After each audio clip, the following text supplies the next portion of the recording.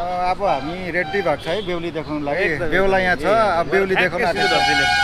सिन्दुर लगाउनु आँटेको छ अब हो अब तपाईँहरू बेहुली हेर्नुहोस् है ल अब मजाले हेर्नुहोस् बेहुली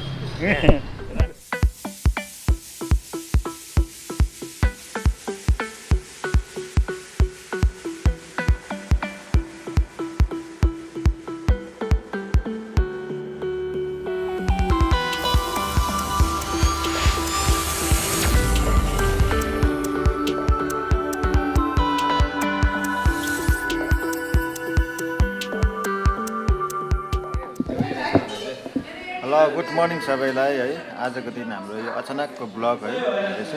आज हामी गान्तोकदेखि सिलगढी गइरहेको छौँ आज बाटोमा छौँ यहाँनिर बाटोमा यहाँ हामीहरू एक्चुअली ब्रेकफास्ट गरेको छैनौँ ब्रेकफास्ट गरेर दबाई सबै खानुपर्ने छ बुढो मान्छे हो हामी चाहिँ दबाई खाँदै हिँड्नुपर्छ विशेष गरी सिलगढी जाने काम चाहिँ अब के हो भन्दा चाहिँ नि यो केटाको चाहिँ बेहुली ल्याउनु यो बिचको केटा ठुलो ठुलो आँखा भएको छ रक्सी खायो भने कत्रो हुन्छ अनि बेहुली चाहिँ अब यसले भन्दा रेडी छ भन्छ झोलाहरू सबै बाँधेको छ अरे बेडिङहरू पनि छ भने भाइ सबै छ बेहुली लिएर आउनुपर्ने अब तपाईँहरूलाई विशेष गरी म के भन्छ अब रिक्वेस्ट गर्छु बेहुली हेर्नुलाई चाहिँ रेडी हुनुहुन्छ है हामी बिचमा अब देखाउँछौँ बिचमा बेहुलीलाई कसरी ल्याउने है कसरी अब बाइकमा ल्याउने हो होइन अब हामी त बाइकर्स भएकोले गर्दा बेहुली त बाइकमै ल्याउनु पऱ्यो होइन कलले चाहिँ यहाँ हो कलले सबसे बडो मान्छे यहीँ छ हो कलले चाहिँ वहीँ हो कलले बाउ आउँछ होला नि बेहुलीहरू माग्नुहरू यताउता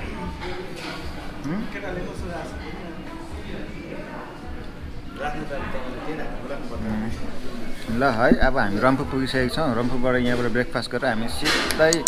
अब के भन्छ विदाउट हल्ट चाहिँ सिलगढी पुग्ने सिलगढीबाट बेहुली टपक्क टिपेर लिएर आउने ल स्टे ट्युन है हेर्दै गर्नुहोस् बेहुलीको अनुहार हेर्नुको लागि Alright guys, good morning and welcome to our channel Sikkim flight तपाईँको सबैलाई फेरि पनि स्वागत छ हाम्रो च्यानल तपाईँको मेरो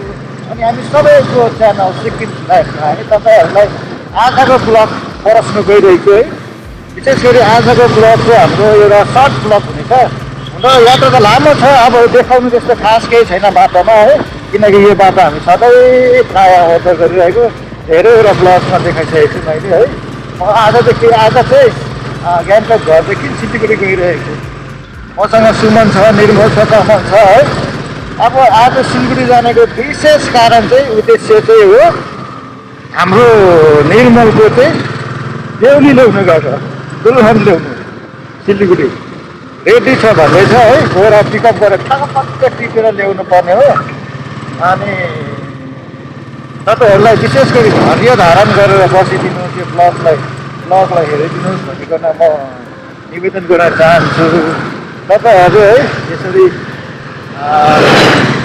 मेरो यो ब्लगलाई मेरो च्यानललाई जति पनि सहयोग गरिरहनु भएको छ तपाईँहरू सबैलाई धन्यवाद छ साथै आजको दिन म विशेष गरी तपाईँहरूलाई एउटा रिक्वेस्ट गर्न चाहन्छु है मेरो च्यानलको जस्तो अब ग्रोथ हुनुपर्ने त्यस्तो ग्रोथ भएको छ जस्तो लागेको छैन त्यस कारण तपाईँहरू जो कोही पनि यो भिडियो पहिलोपल्ट तपाईँहरूकोमा आएर हेरिरहनु भएको छ है मेरो भिडियोमा मेरो च्यानलमा तपाईँ सबैलाई रिक्वेस्ट छ कि तपाईँहरूले काइन्डली जस्तो भए पनि मन परेन है किनभने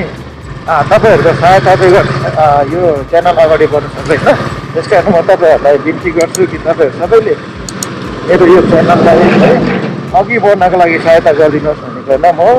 विशेष गरी निवेदन केहीको यदि कुनै कुरामा हो धेरै कुरा मैले सिक्नुपर्छ मैले तपाईँहरूलाई देखाउनको निम्ति एउटा इन्ट्रेस्टिङ ब्लग बनाउनको निम्ति एउटा इन्ट्रेस्टिङ च्यानल बनाउनको निम्ति यस कारण तपाईँहरूको सजेसन धेरै छ तपाईँहरूमा त म जान्दछु त्यस कारण तपाईँहरूलाई स्वागत छ अनि विशेष गरी तपाईँहरूको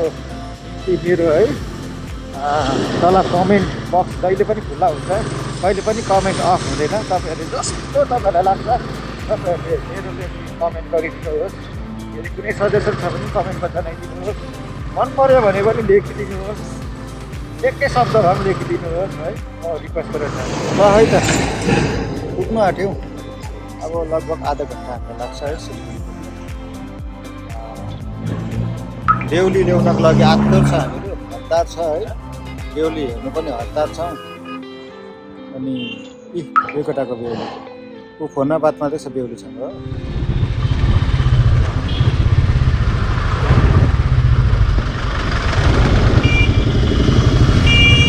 यी बेहुली लिएर जाँदैछ हामीहरू अब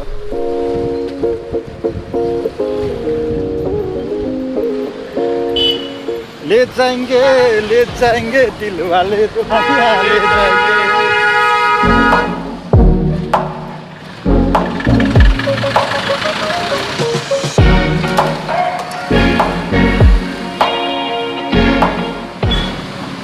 बेहुली घर पुग्नु आँट्यो ऊ कल्ले त अघि आइपुगेछ कल्ले बुढो त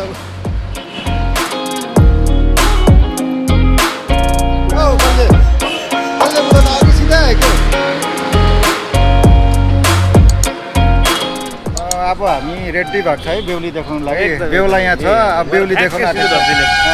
सिन्दुर लगाउनु आँटेको छ अब हो अब तपाईँहरू बेहुली हेर्नुहोस् है ल अब मजाले हेर्नुहोस् बेहुली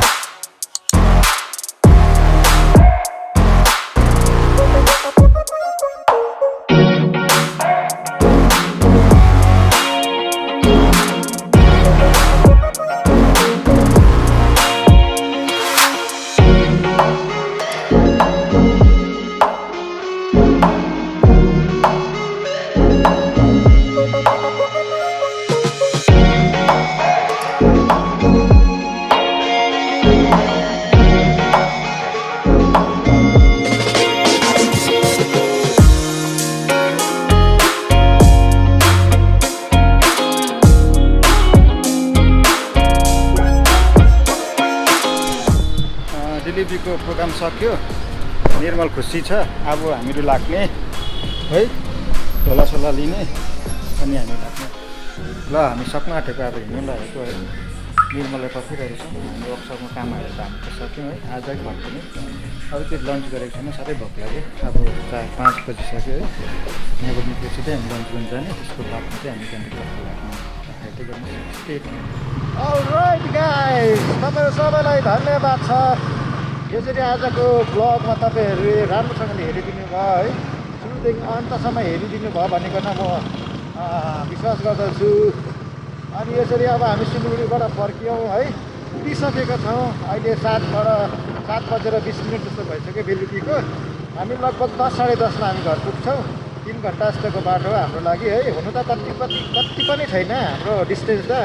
120 किलोमिटर जस्तो हो सिलगढी टु गान्तोक तर पनि अब हिल्ली जग्गा भएकोले गर्दा हिल्ली टेरियन भएकोले गर्दा अर्को चाहिँ बाटो एकदमै रफ छ अहिले क्या अनि त्यही कारणले गर्दा हामीलाई अलमोस्ट 3 to 3.5 आवर लाग्न सक्छ है अनि तपाईँहरू सबैलाई धन्यवाद छ हामीसँग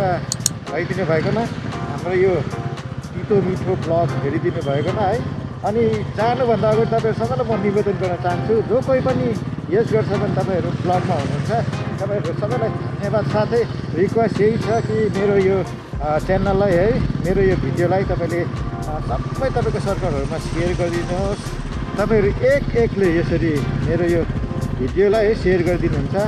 लाइक गरिदिनुहुन्छ भनिकन म विश्वास गर्दछु। See you in the next video. Till then, goodbye and jai Masi.